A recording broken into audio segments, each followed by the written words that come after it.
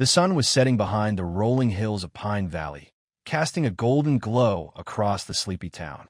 Max wiped the grease from his hand with a rag as he turned off the lights inside his garage, the closed sign already hanging crooked in the window. The day had been long, filled with busted radiators, leaky hoses, and an old truck that had fought him every step of the way. He was locking the front door when he heard it. A sharp hiss followed by the unmistakable rumble of a car dragging itself across gravel on a ruined tire. The sleek white vehicle turned the corner and slowed in front of his shop. Smoke rose in lazy curls from under the hood, and the front passenger side tire had gone flat, shredded at the edge. The car rolled to a stop just feet from his sign, and the engine cut with a sputter. Before we continue with today's story, if you're enjoying what you've heard so far, please hit that subscribe button. Every new subscriber helps me keep sharing these inspiring tales that touch your day. Thank you for your support. For a second, Max considered pretending not to notice. It was late. He was tired. But then the door opened. A woman stepped out. She looked to be in her early 30s, wearing a blouse, jeans, and simple flats. Her hair was tied back loosely, a few strands sticking to her face from the heat of the engine. She was clearly flustered, but her posture remained upright and composed. "Excuse me," she said, walking toward him, her voice firm but with a tightness behind it. "Can you help me? My tire blew out just a few miles back, and then the engine started smoking. I tried flagging down someone on the road, but no one stopped." Max raised an eyebrow, scanning the car, then the woman. "You're a bit late. I was just about to lock up." She sighed and glanced at her car. "Please, I'm on my way home. I didn't expect to end up stranded." Max exhaled through his nose. "I don't usually take walk-ins after hours, especially not ones that roll in smoking." Her shoulders tensed, but she didn't beg. "Understand. I'll figure something out." She started back toward her car, but Max ran a hand through his messy hair and called after her. "Hold on. You're not walking back in those shoes. Let me take a look." She turned, surprised. "You'll help." Max shrugged. "You look like you really need it." A moment later, he had the hood up and the tools out. She stood nearby, watching as he moved with calm efficiency, checking the radiator, testing connections, then circling to the flat tire. "You're lucky you didn't shred the rim," he said. "This thing's not built for country roads." "I figured that out a bit too late," she muttered, half smiling. He glanced at her. "You from around here?" "No," she said. "Just passing through." "Makes sense. Town folks usually don't drive cars that fancy." She tilted her head, amused. "What? You can tell where someone's from by their car." Max smirked. "Sometimes." They didn't speak much after that. He worked quickly, replacing the tire with her spare, tightening bolts, cleaning out the engine's air intake, and topping off the coolant. As he finished up, he dusted off his hands and walked over to her. "You should be good to go. Just don't push her too hard until you get a real checkup." She blinked. "You're not going to charge me?" Max shook his head. "Nah. Why?" He looked at her then, really looked. There was something in his eyes, not pity, not interest, just calm certainty. Because sometimes people just need help. No strings, no bills. Kindness doesn't cost anything, but it comes back around. She stared at him for a long second, as if trying to read the words behind his simple tone. Then she reached into her bag and pulled out a small business card. She handed it to him. "Thank you, Max." He looked at her, surprised. "How did you?" "It's on your shirt," she said, smiling gently, pointing to his name patch. He chuckled. "Right." She handed him the card. It simply said Emily, with a phone number and an email. No company name, no title. "If you're ever in the city, let me return the favor." Before he could reply, she was already in the car, the engine purring now with restored life.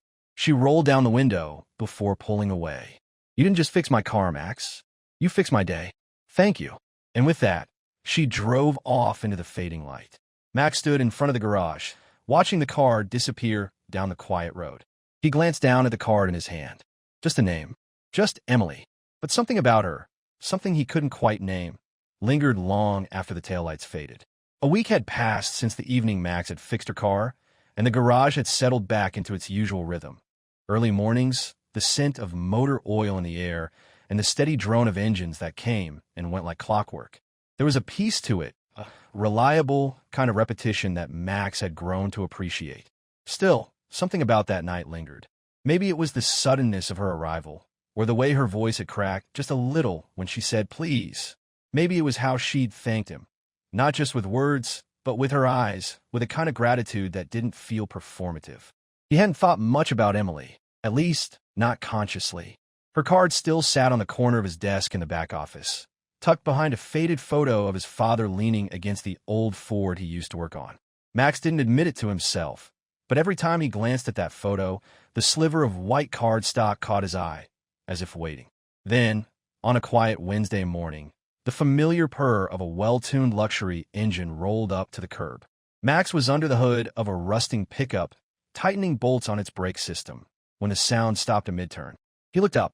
There it was, the same sleek white car, looking slightly out of place against the cracked pavement and rusted signage.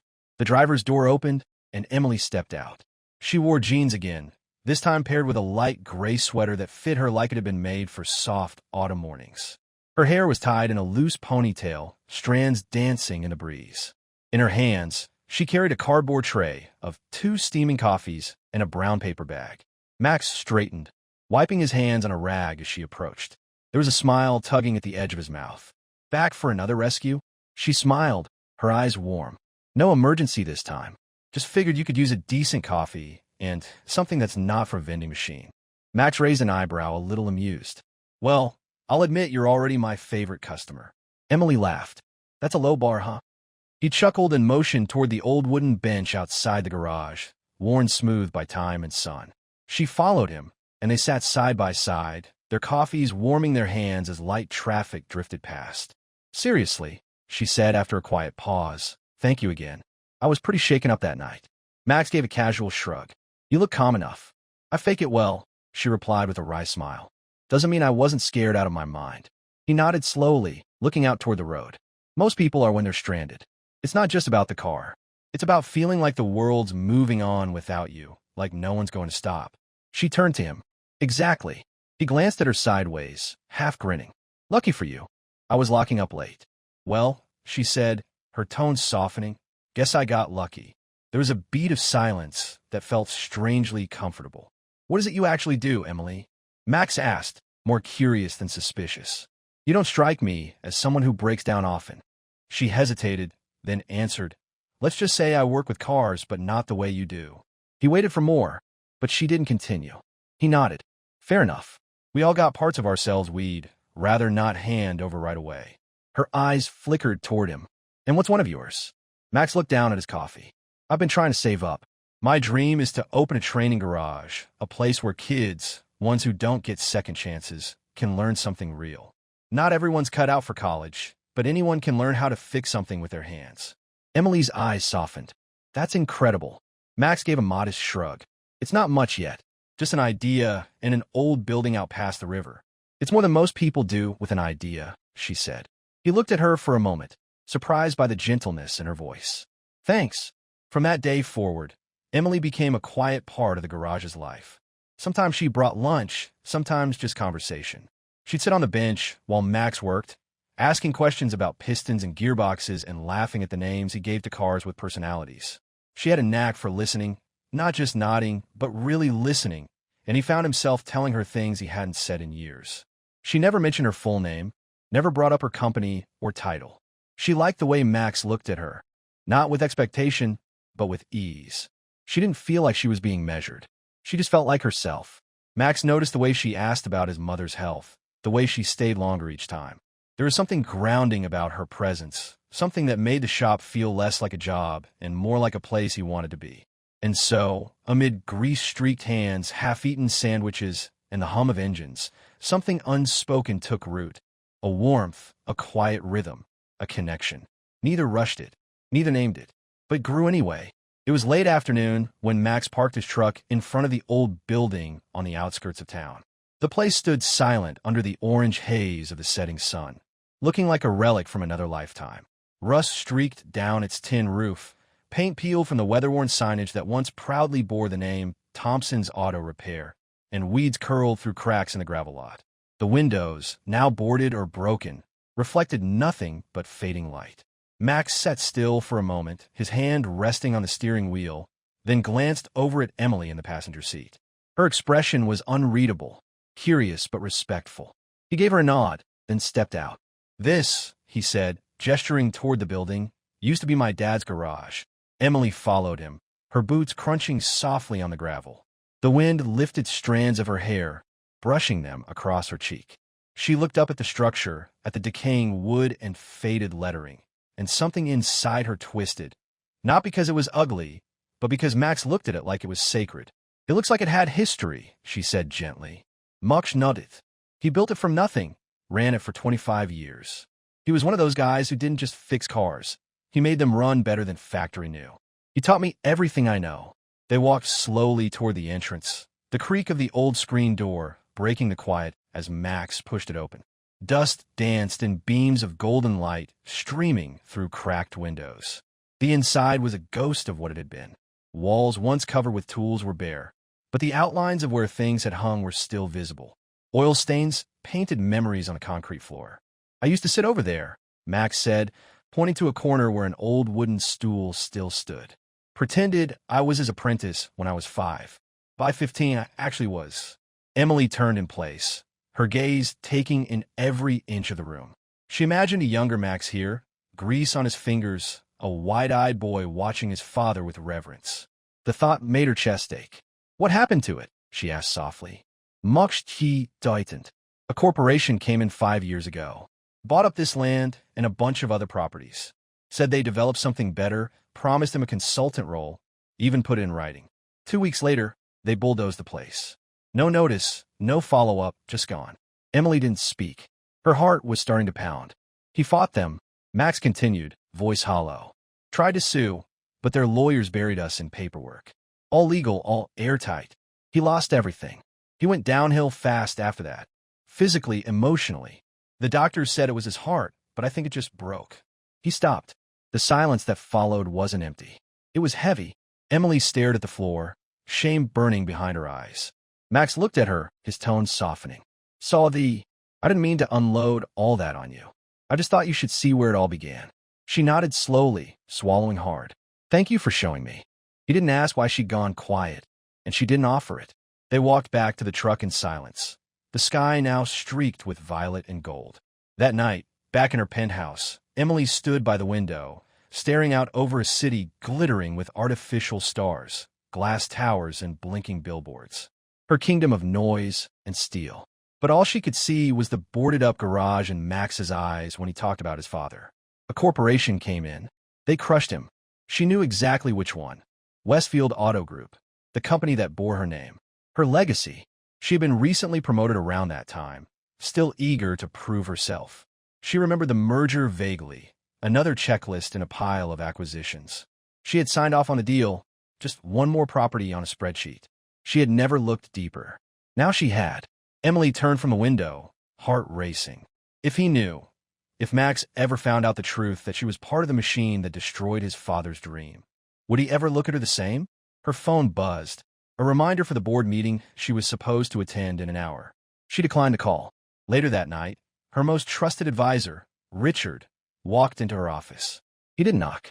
"You've been off lately," he said. "What's going on?" Emily sat at her desk, hands clasped tightly. "I met someone." Richard's brow rose. "That's surprising. And rare. He doesn't know who I am.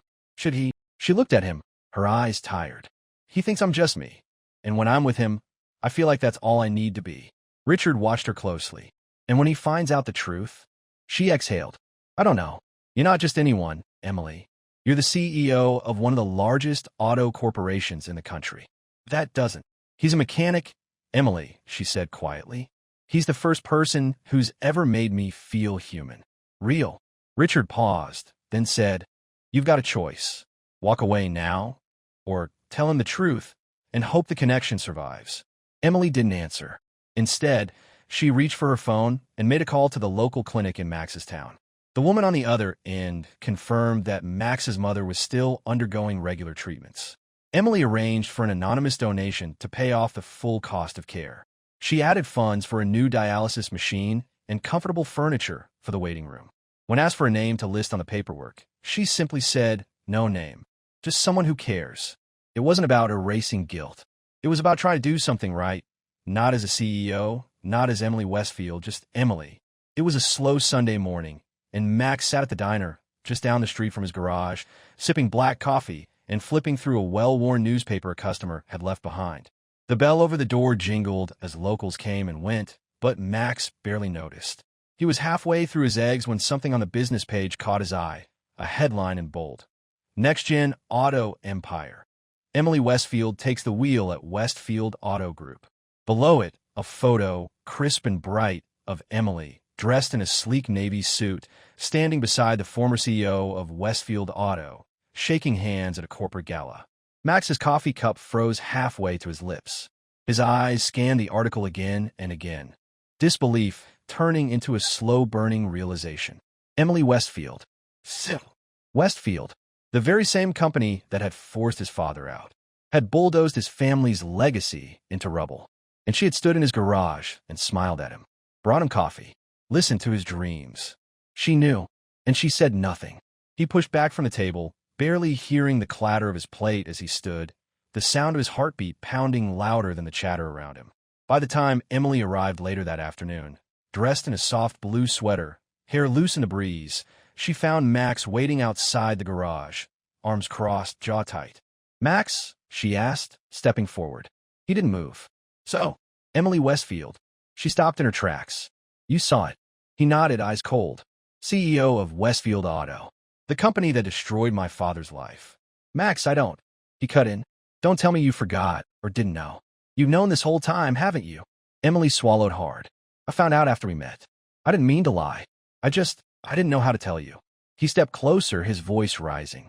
"You had so many chances, and every single time, you stood there looking me in the eye, letting me talk about my dad, about what your company did, and you said nothing. I was afraid," she said, her voice breaking. "Afraid you'd hate me, that you'd never believe how much I care." He laughed bitterly. "Care? Is that what this was? What's some guilt trip? A project? You come down here to feel better about yourself?" Emily's eyes welled. "No, I came because you made me feel human again. Because for once, I wasn't a name or a title. I was just a person with you."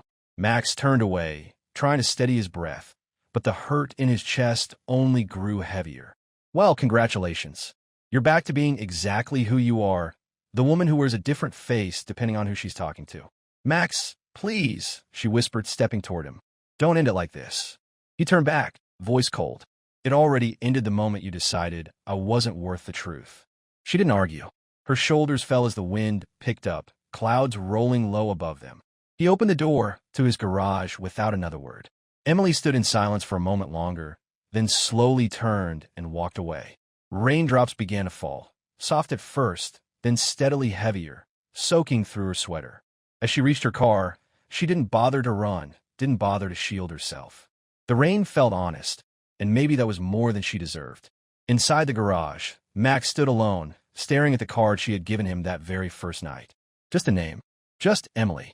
But now, he didn't know who she was anymore, or if he had ever really known her at all. The weeks that followed were a storm Max couldn't outrun. Headlines splashed across local news sites, whispering half-truths and drawing connections where none should have existed. CEO caught in small-town scandal. Mechanic tied to corporate controversy. Is Emily Westfield's judgment slipping? The articles never outright lied, but they twisted reality just enough to leave bruises. Max buried himself in work, wrenching through the days and leaving the nights hollow. He fixed brakes and replaced spark plugs like a machine, shutting out the sympathetic glances from regulars, ignoring the hesitant questions from townsfolk who knew just enough to be curious and not enough to understand. Emily hadn't come back. Not to the garage, not to him, or so he kept telling himself. But peace, even the fragile, kind Max had tried to build, doesn't last when someone has a target on your back. It was a Monday when he pulled into the lot and saw it. Yellow hazard tape strung across the garage doors like a slap in the face. A thick notice stapled to the entrance read, "Temporary suspension pending safety investigation." Below it, in fine print, were vague references to potential code violations and dangerous conditions. Max's heart dropped. Inside, chaos awaited. His carefully organized workbenches had been turned upside down. Shelves were emptied, tools tossed around like props in a stage play. There were oil stains in places they shouldn't have been, wires dangling dangerously over power outlets. It was all wrong, and Max knew it. Someone had staged the entire thing. Later that day, a local blog ran an article showing photos from the so-called inspection. The images were damning. selectively framed, clearly manipulated, designed to provoke concern and feed the narrative already swirling around him. One of the photos showed Max's face, taken from a distance, framed in shadow like he was some lurking villain. And Max had a good idea who was behind it. Meanwhile, inside the mirrored walls of Westfield Auto Group's towering headquarters, Emily stood before a boardroom full of suits. Men and women who once clapped for her presentations, now eyeing her like a liability. At the head of the room, Victor Reynolds clicked through his slideshow, his voice oozing false concern. "These," he said, tapping the screen, "are images from Mr. Max Thompson's garage. Yes, that Max Thompson, the same man our CEO has been associating with. This is a PR nightmare in the making. I don't need to remind you that public trust is fragile and investor confidence even more so." Emily didn't flinch, her fists clenched under the polished mahogany table. "We've had negative media mentions, shareholder concerns, and rising pressure from competing partners," Victor continued. "It's not personal.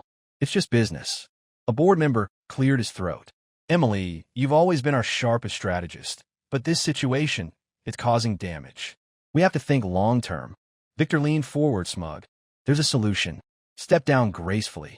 Let someone else lead with a clear head. Walk away from the distraction." Emily looked around the room. Faces she knew, faces that had once championed her vision, now shrinking from the fire.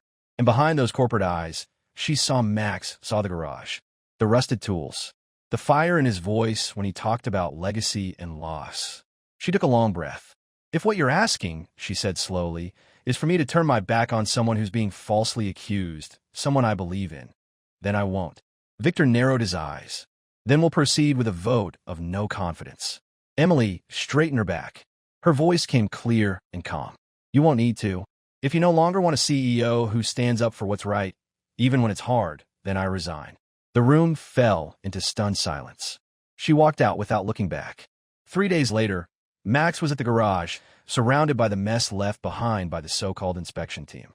He stood among shattered glass, overturned tool boxes, and stacks of flyers someone had slipped under the door, painting him as careless, unsafe. It was all a lie, but lies shouted louder than truth sometimes. He was exhausted, angry, alone. For the first time in years, he thought about walking away, selling the land, packing up the tools, and leaving behind the dream that had once belonged to his father. Then he heard her voice. "Hey, stranger." He turned. There she was, Emily. No designer suit, no title, just jeans, scuffed boots, and work gloves already stained with grease. In one hand, she held a broom. In the other, a box of supplies. He stared at her, stunned. "I heard you could use a hand," she said. Max didn't move. "What?" She stepped forward, her eyes soft but unwavering. "I know I hurt you, and I know I've got no right to ask anything of you. But I couldn't stay silent while they tore you apart. So I left it all behind." His voice was low. "You gave up everything." "Not everything," Emily replied. "I still have my hands, my heart. And I'm here." She knelt, picked up a wrench from the ground, and began cleaning.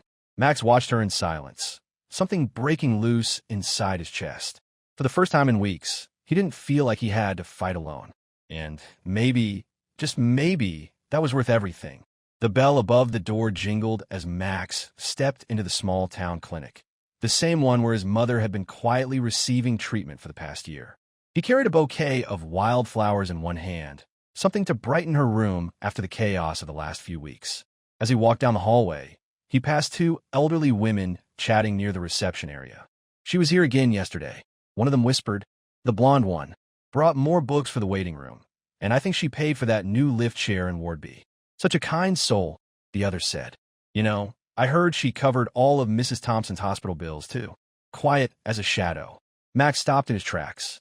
He turned slowly. "Excuse me, did you say someone paid for my mother's care?" They looked at him, surprised.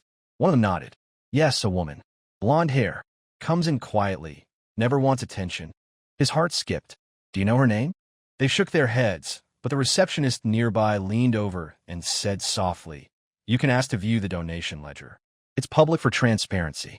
Minutes later, Max stood in front of the front desk as the woman pulled out a binder and flipped to the recent donor section. She turned the page and pointed. Donor name, Emily Westfield. Amount, full care sponsorship patient, Margaret Thompson. Max stared at the page, everything inside him tightening. She had never told him, never used it to win favor. She had done it when they weren't even speaking. He stepped outside, breath catching in his throat as he whispered to himself, I was wrong. I let my old wounds blind me to a good heart. Rain was beginning to fall as Max drove, tires slicing through puddles on a country road, leading toward the town's old train station. The sky was heavy, slate gray. He reached the station just as the 4:20 p.m. departure was being announced over the tiny loudspeaker.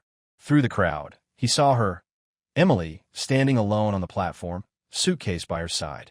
She was staring down the tracks, arms crossed against the wind. He ran. Emily. She turned.